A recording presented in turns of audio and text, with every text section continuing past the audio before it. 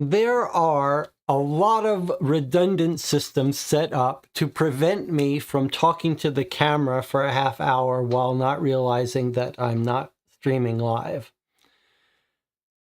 There's a special panel that I wrote. There's a procedure where I check in with the chat. But no matter how many times, no matter how many systems, it still goes wrong sometimes, especially when I'm in a rush. So I spent 10 minutes, I apologize for it starting late. I spent 10 minutes talking to the camera, but it wasn't broadcasting. So here we are, we're rewinding it and starting over. You're watching Co-op for Two, broadcasting live from Champaign, Illinois, around 3:10 p.m., Sunday, February 25th, 2024. Today we are reading the fourth and final letter from the Dear Holmes series called the Yuletide Cipher. Before we get into that letter, let's just catch up on a little bit of bookkeeping. Am I correct in assuming that we actually are live today? Assuming we are, let's just talk a little bit about some other things before we get started here. On Friday, we played a game called the Vandermist Dossier, which is far right of your screen, partially cut off here. It's a very well-regarded puzzle escape room style game, a little bit of a cold case mystery as well. I didn't love it. It had some nice elements. It didn't quite knock me off my feet, though.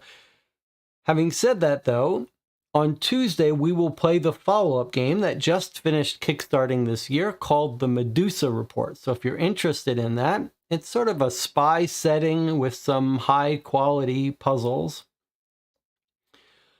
That will be on Tuesday at 11 p.m., the normal late-night stream. Today, after this session, which hopefully I haven't messed it up by starting late, after we finish playing Dear Holmes, I'll shut up this stream and then start up a new one. I've scheduled it for 4:30 p.m. in about an hour and 15 minutes, but if this one goes longer, that's fine. That stream will start up soon after this one ends. And there we will play our first session of the Funny Pages, which you see behind me right here. This is a puzzle game built around a series of comics, cartoons. It's the kind of puzzle that I'm particularly bad at, but we have a couple of people in our channel here who are pretty good at these things, so I hope you'll give me some help. We're not going to play the whole box. I'm told it's quite hard, so I thought we would try something different and break it up into sessions. So we'll have our first session today after this video, and we'll just open it up together, take a look at it, and maybe play for a half hour, 45 minutes, or an hour. Anything else to talk about? Let's just jump right in here and recap quickly where we stand on this case. As a sort of mile-high view here, we've got a guy who was arrested breaking in with a gang to Christmas shops. He let out that he knew about an assassination attempt on the Queen, which Lestrade thinks is probably just a way to get himself a lighter sentence, but then he stops wanting to talk about it.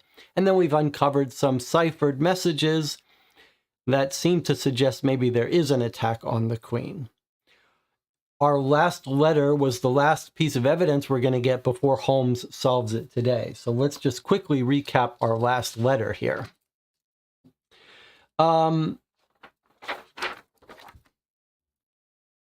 Lots of background on the cipher, assuming that the player hasn't decrypted it yet, but we have broken the cipher, so we have read the messages, so we can skip most of this. There's a bit of a discussion about an alternate theory. Maybe there isn't an attack on the Queen, but on this Spanish band. We've already ruled all that out, so we don't have to worry about that. Okay, they've intercepted one last message from Jeffrey. It's Christmas Day, not from Jeffrey, from Doyle, the member of this gang here in London. In addition to intercepting it, they've planned a way to bump into this guy Doyle, this member of the band, and pretend to be part of this Boston group so that they can sort of plant an informant and get information.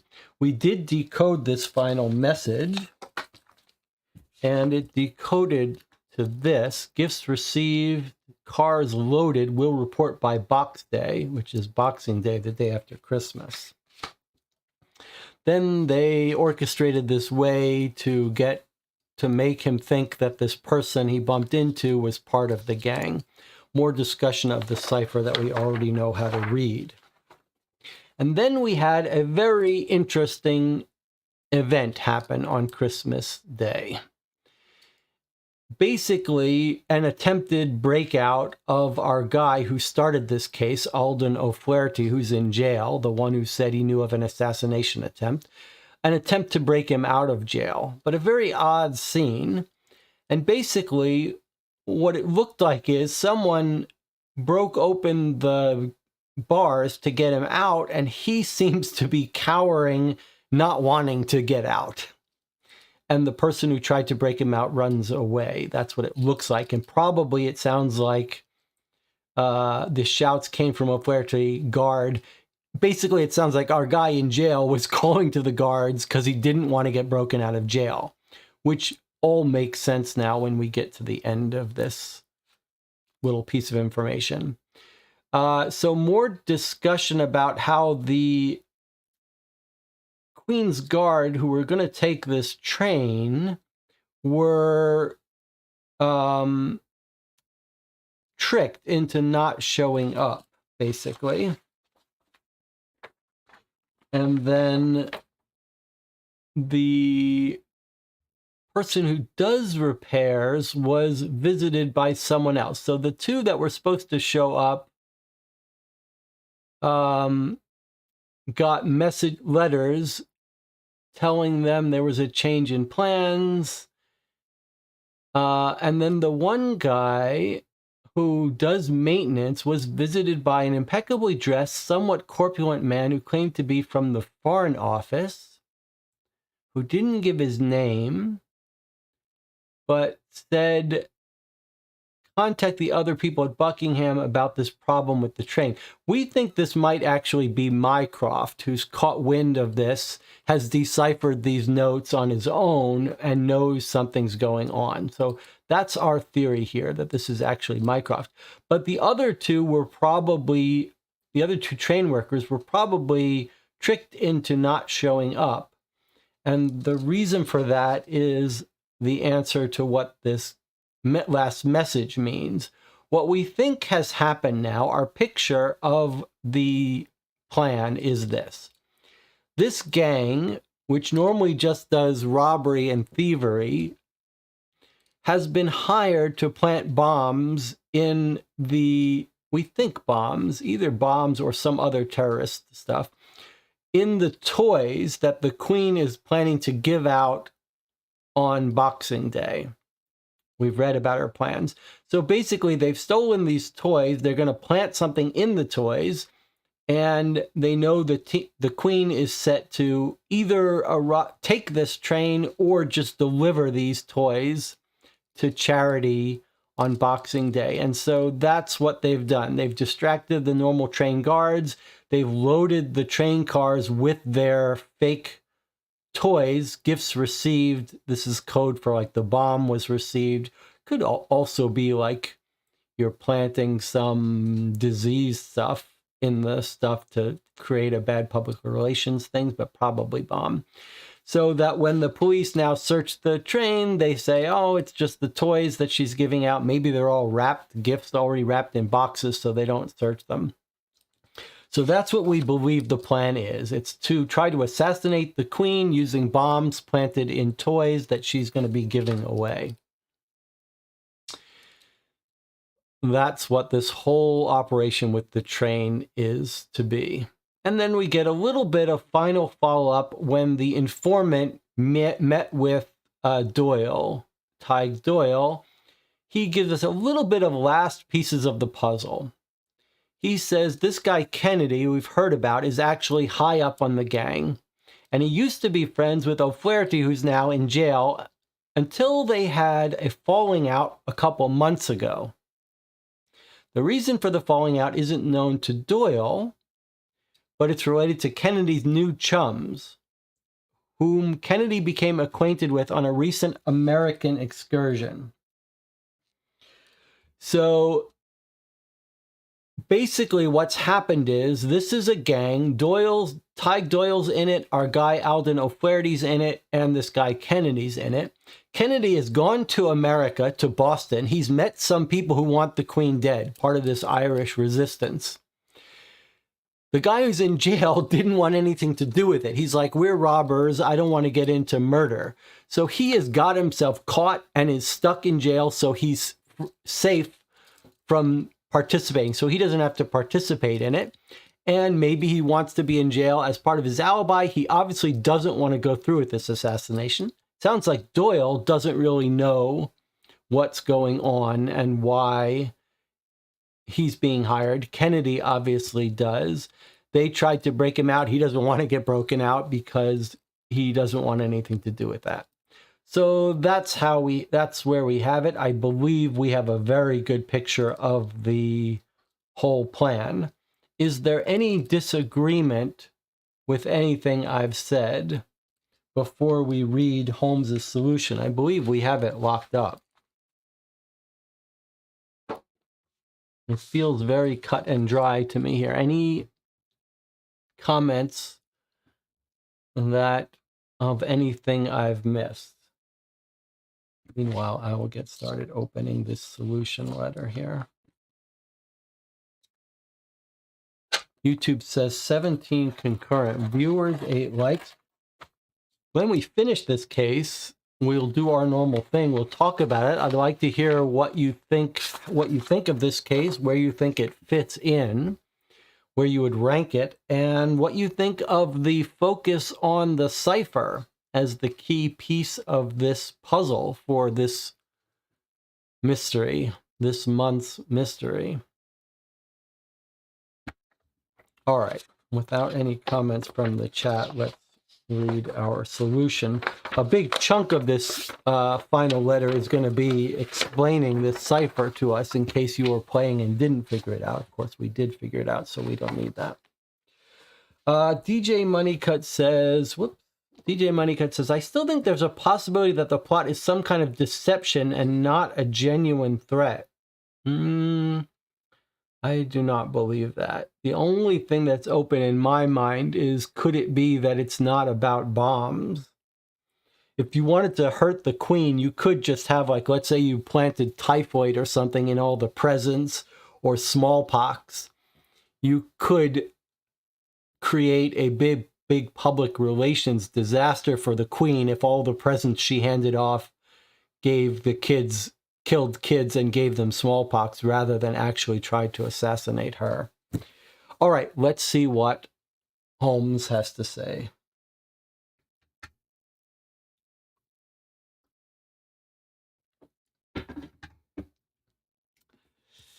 So, from the desk of Sherlock Holmes. Dear Inspector Lestrade, 26th December, so Boxing Day. I trust this letter will find you well. I'm pleased to inform you that after careful analysis and collaboration with our American associates, I have finally lifted the fog enshrouding the Yuletide cipher. Her Majesty is presently safe, and with your keen vigilance and that of your colleagues, there is no doubt in my mind that she will remain so. My estimation is that you will have deciphered some of the telegrams by the time you are holding this letter, but you may have a number of questions regarding O'Flaherty and his gang. I will thus explain what has transpired, and of greater significance, what might have befallen the Queen had the telegrams gone undetected. Upon reviewing your first missives, dated 21 December, Watson himself noted that your case brought forth not one conundrum, but rather a pair of singular mysteries, if not more. Alden O'Flaherty's arrest alone was not deserving of particular attention. However, under the light of the enigmatic telegrams and his own assertions of a threat against Her Majesty, he appeared to be party to a complex conspiracy. This I would soon be able to prove using evidence from your subsequent letters, though the questions would remain. What were the telegrams concealing? Who was sending them? And if O'Flaherty's tale was trustworthy at all, how much of it, if any, was truth? How much of it was fantasy? Unless your intercepted telegrams concerned the Queen, the evidence presented in your 21 December letters did not give any reason to believe O'Flaherty was connected to them. Furthermore, if the telegrams did concern the Queen, then that would have proven nothing beyond the fact that somebody was attempting to privately communicate about her, well, setting aside the possibility of a direct threat against Her Majesty. Thus, I awaited new information before any additional scrutiny beyond that of the enciphered messages. Your preliminary analyses were excellent starting points, although you yourself quickly discovered the cipher was not a mere game of substitution, for the methods applied to the first one produced unexpectedly variable results when applied to the second one, or any of the later ones, we would learn. I therefore decided to start by analyzing the frequency of letters in the messages as you did, but only after taking time to consider the significance of the telegram's other features, primarily the consistent instances of XX and ZZ, and the notation of time placed beneath each telegram's date. Much like you, I speculated that the former were modes of punctuation or emphasis meant to facilitate the interpretation of the messages. This was easy to verify once I understood the key to the cipher. But unlike you, I did not believe that the 01.12 and 02.12 referred to the times at which the messages were written. If these were simple demarcations of time, then the two letters had been written exactly 1 hour apart from each other on different days, which is both unnecessary and highly unlikely. Barring the possibility of the message being written at some symbolic intervals of time, I thought it was most probable that the .12 numbers were substitutes for something unrelated to time. Your second batch of letters arrived 2 days later, providing much of the information I would require to prove that theory and dispel this holiday chaos. First and foremost, your account of Inspector Antonsley and Miss Behard's operation made it clear that Ty Doyle, who had delivered the telegrams to Trafalgar Square, was linked to O'Flaherty. The extent of O'Flaherty's own involvement with the telegrams and the connection, if any, between those telegrams and the previous toy robberies was not plain to see. But if Doyle and O'Flaherty were part of the same gang, then our initial burglar was definitively connected to the Yuletide cipher, as you had feared. This news, we must not forget, also came coupled with another pair of telegrams. These were both dated 23 December, and beneath that they had been marked like each of the others thus far. The fact that each of the intercepted telegrams had been marked with a unique number followed by .12 was further confirmation to me that these numbers were irrelevant to time. My theory was that they had something to do with either the classification or interpretation of the messages. With regard to those messages, you were right to assume we were facing a form of substitution. Indeed, your method of examining the frequency of letters and trying to spot the letter E might have produced successful results had we been dealing with a simpler cipher. But as you rightly observed, a review of the most frequent characters in each message does not yield an obvious E. My notes to follow below confirm this. So he counted the frequencies in the different telegrams. We, of course, figured this out before Holmes. Then we have a bunch of people working on it. Okay. So he counts the frequencies in all the letters. They look odd. He says, considering the results above, you also speculated that multiple codes could have been at play. This we now know was spot on, Lestrade, but only the information in your first 3 letters, I found myself at a standstill, fixated on the few crucial facts we had managed to ascertain. 1. That O'Flaherty claimed a plot was underway involving the Queen, perhaps Her Majesty, perhaps a royally named musical ensemble, and 2. That the burglars associated with O'Flaherty were also associated with the enigmatic telegrams which, in light of their messengers, likely concerned criminal activity. Thus, I requested information from you regarding the Queen's itinerary, so as to make a crude indirect attempt at deciphering the messages. I intended to analyze the telegrams alongside a list of notable sites connected to Reina and/or Her Majesty's holiday travels, and hopefully identify potential matches in the telegram. From those matches, I would then endeavor to work backwards towards a key. To my surprise, I hardly had the opportunity to do so, for your brief explanation of Her Majesty's movements also came bearing the unexpected gift of a solution. In your second letter of 23 December, you mentioned Her Majesty would soon be in Norfolk, where she would remain until the 12 days of Christmas have passed. When I first read those words, I was reminded of the contentious hours noted at the top of every telegram we had uncovered. And I thought to myself, another instance of 12. So I reviewed your earlier letters again, this time noting Constable Langley's account of O'Flaherty's bothersome caroling. Was our prisoner, I wondered, attempting to guide the investigation? If his carol of choice was the 12 days of Christmas, then perhaps he was. After all, a song with as many as 12 commonly known verses would allow for a simple yet deceptively varied mode of obfuscation. I verified this in my following attempts to decipher the telegrams, which were met with success. Though, had I been delayed, Langley's further reports of O'Flaherty singing presented in your letter of 25 December would have confirmed my surmise and illuminated the key to the enciphered telegrams. The telegrams, I should state plainly, indicate that O'Flaherty's acquaintances have been closely following the Queen, Her Majesty's movements. They also suggest that an ambush was being planned for yesterday, the first day of Christmas. Needless to say, this attack failed to come to fruition. For that you may thank my brother Mycroft, whose discreet series of maneuvers ensured that the Queen's recent itinerary would be alerted for the benefit of her safety, whilst a team of Mycroft's colleagues, aided by several of my irregulars posing as bricklayers, apprehended the scoundrels.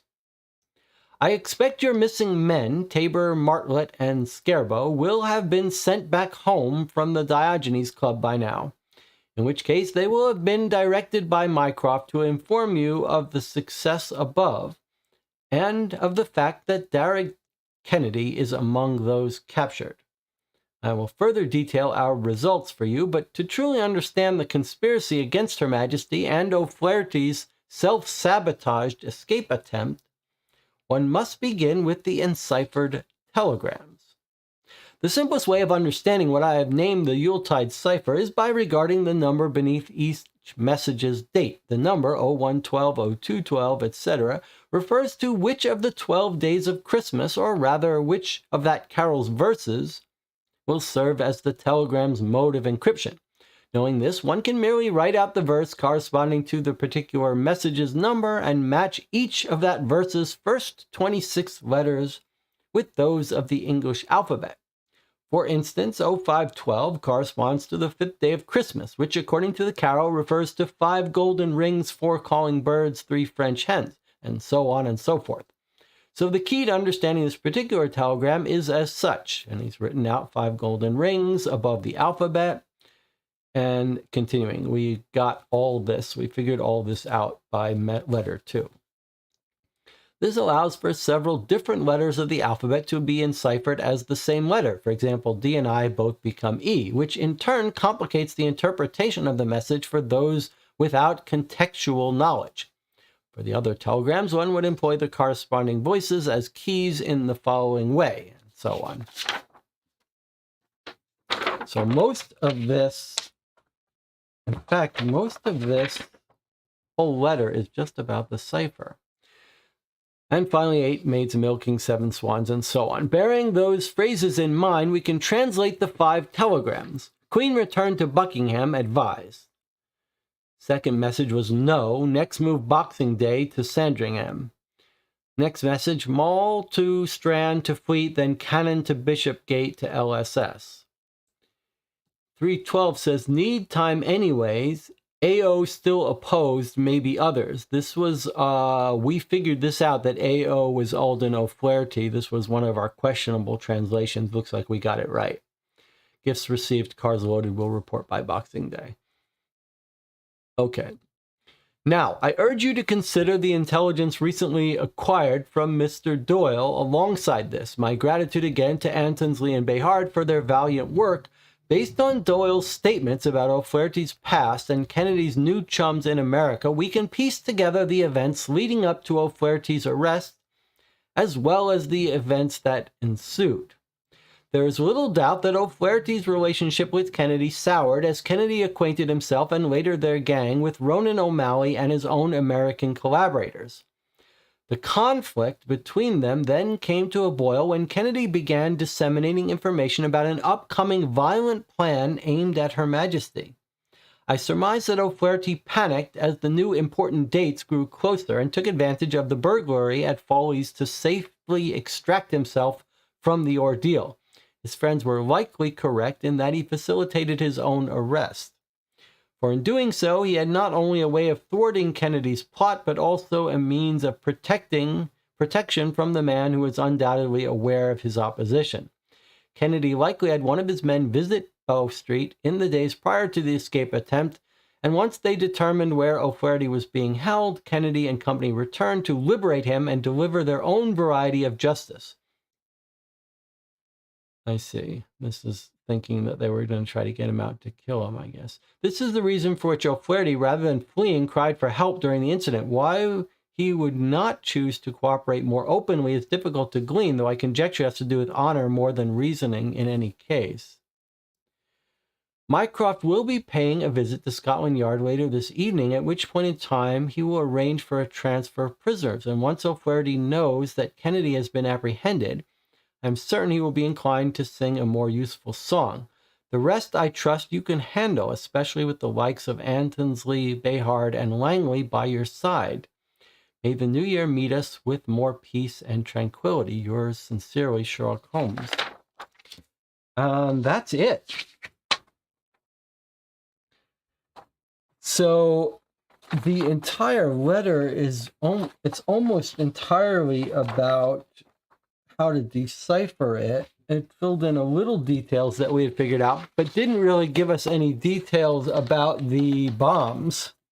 I don't know if they decided that that was enough, or could this be one of these things where it does feel like we should have one extra little piece of that letter telling us, confirming that they plan to put bombs in the train. That's a little odd. That's a little weird how it ended. But basically, we solved this case and we figured out all of the details. Perhaps the only thing that, and we did get confirmation it was Mycroft. It seems to be suggesting that the entire thing about calling away both of the train people was Mycroft, perhaps. And then the one little piece that I think we interpreted slightly differently is that they were trying to break in to get O'Flaherty and hurt him, whereas that's not how I saw it. I saw it as them trying to rescue him, but he didn't want to come out. But basically, we've solved the case. Okay. Let's talk about our thoughts on this case. Chat seems pretty quiet. Any thoughts from the audience? If not, I'll give you my thoughts here and see if I can remember where I would rank this. Pedial says, I think the theming and tone was really nice for a Christmas-themed Holmes stories. Christmas is mostly in the background rather than making it a light, family-oriented, gushy, and the Christmassy. Macon Leary says a little bit disappointing. Do you mean the whole case was disappointing or the end was disappointing?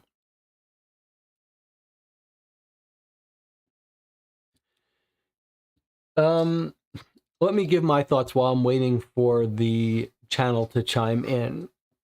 So I am on the record as not being a super fan of codes and ciphers as parts of these kinds of games. In practice, they tend to require quite a bit of busy work, and that's where I start to object. It does feel like this case was mostly about that cipher, but I thought actually it worked pretty well. It was mysterious enough that we didn't get it right away, but that we could make a little bit of progress on it. And then when we did solve it, it was quite cool to get the messages. But more importantly, it felt like the structure of this mystery was rich enough that we had two different tracks. One was the facts on the ground about this gang getting arrested, the guy in jail. And then the second track was the coded messages. And even as we started to decrypt them, we didn't have a full picture of the mystery until the very end. And all while we were trying to solve them, there were unknowns. We didn't know what their real plan was, even though we had access to the messages. At some point, it became clear that they really were attacking the Queen, but we didn't know how, and we didn't know what O'Flaherty's role in all this was. So for me, sort of the pacing of this was very good. It felt very well paced. The mystery deepened, got serious. This really turned out to be, at first we thought, well, maybe it is fake messages intended to get this guy out of jail. And then what were the role of the different people? And in the end, it really did tie everything together. We did get evidence that this guy in jail does not want to be part of this assassination attempt. And that this guy running it, Kennedy, had a parting of ways and did want to be involved. So I would call this a very successful case. And the cipher was kind of fun and difficult enough, but didn't require too much brute force work. I would say this was quite a pleasant case for me. I wouldn't rank it the highest. I think maybe the fiancés, the fickle fiancés, and the case we played before this might be higher, but this might be my third highest case of the 6 or so we've played. Maybe. But I liked it. I thought it was good.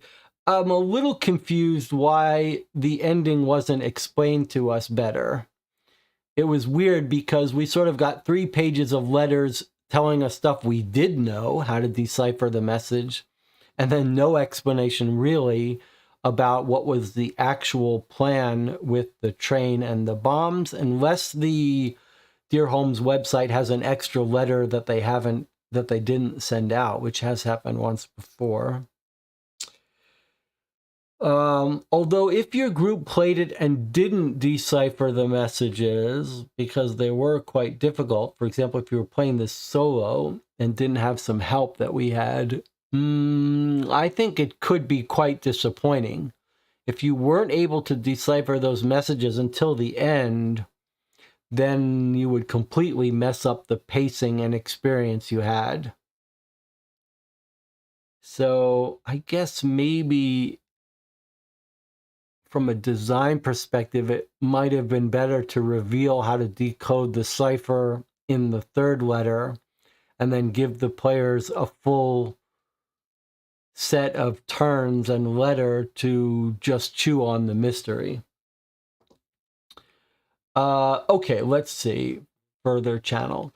Macon Larry says, disappointing, crack the code, then there's nothing left. I think I've argued that that's not quite true. I think there was still stuff for us to chew on. But Rob says, way too focused on the cipher. If you already had cracked the cipher, this last letter was redundant. If you hadn't, previous letters were mostly confusing. That I would agree with. That, I would say, is the problem. This last letter is pointless if you've cracked the cipher. And if you haven't cracked the cipher, you've spent the whole game confused. Petiole says, I agree it would have been nice to have the cipher not dominate the case.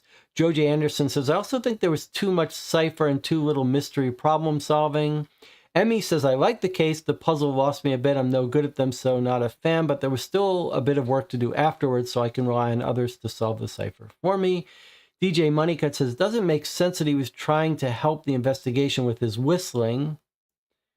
I agree with that. I agree that, well, he could have talked at any time.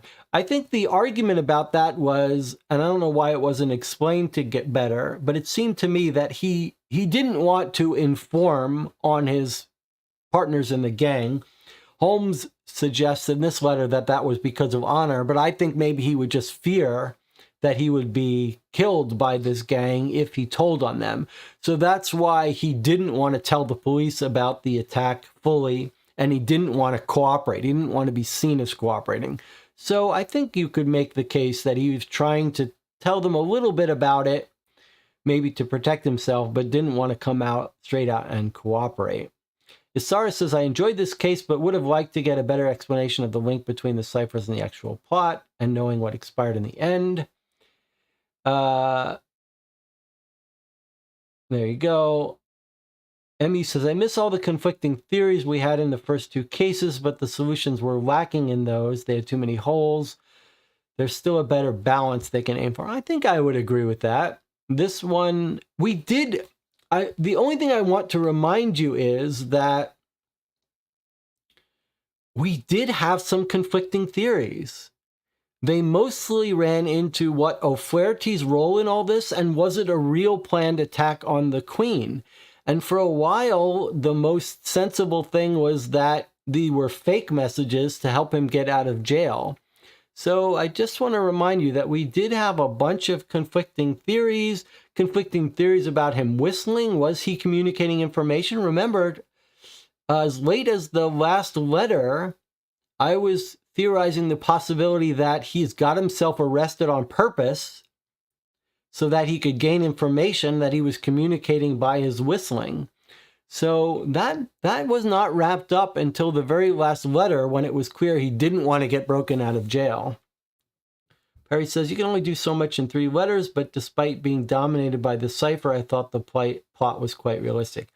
Yeah, the only thing from a design perspective, I guess I would suggest, is it might have been nice if the cipher was wrapped up in the 3rd letter, instead of being waiting till the end, and then a little bit more intricate mystery was tacked on to the end for us to solve, knowing the cipher.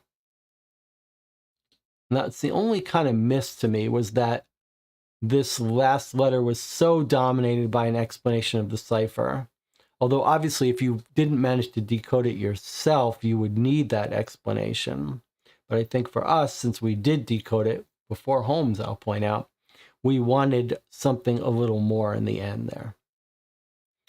I note that it was Mycroft. That was picked up by some astute observers here. That was the only part that still throws me off a little bit, is we figured out that it was Mycroft in the end intervening. But then what about that message saying they've received the gifts, they've put them in the cars? I think we wanted to know what did they actually do before Mycroft got to them, etc.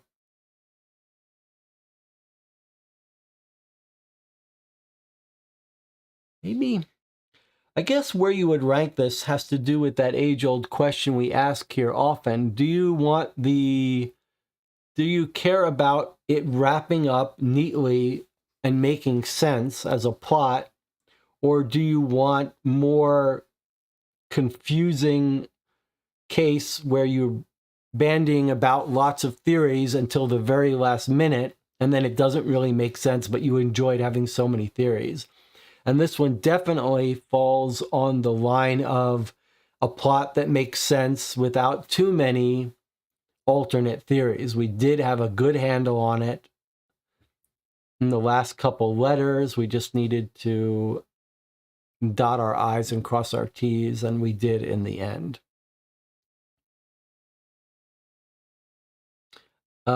It's still a pleasure to play this game on the channel with this group. And I do think we had some good discussions. It's easy to forget that there were moments here that we weren't sure what was going on. All right. Anyone want to give their rankings of the cases that we've played? Maybe it would be helpful for us to have a list of them at some point, so we can remember. Definitely not my favorite, but not my least favorite. And I did think it was a fairly tied together plot. So next Sunday we'll have off, and then the Sunday after that we'll be playing a new case. Harry says, I think if, as you said, if we had stumbled onto the cipher later, it would have made for a more exciting finish. I guess that's true too. All right, so we're going to sign off this stream in the next couple minutes. And then in a half an hour at 4:30, a new stream, and we will be playing Funny Pages. We'll open it up, we'll look at it together, we'll see what it's all about and play a little bit of it. If you've watched this after the fact, especially if you played the series, this Yuletide Cipher series, offline on your own, not with us on the channel, I'd love to hear if you had a different experience. If you have a different take on whether it was a good case or a bad case and where it would rank with your others, please post a reply in the comments. And I'll see you all on the next one.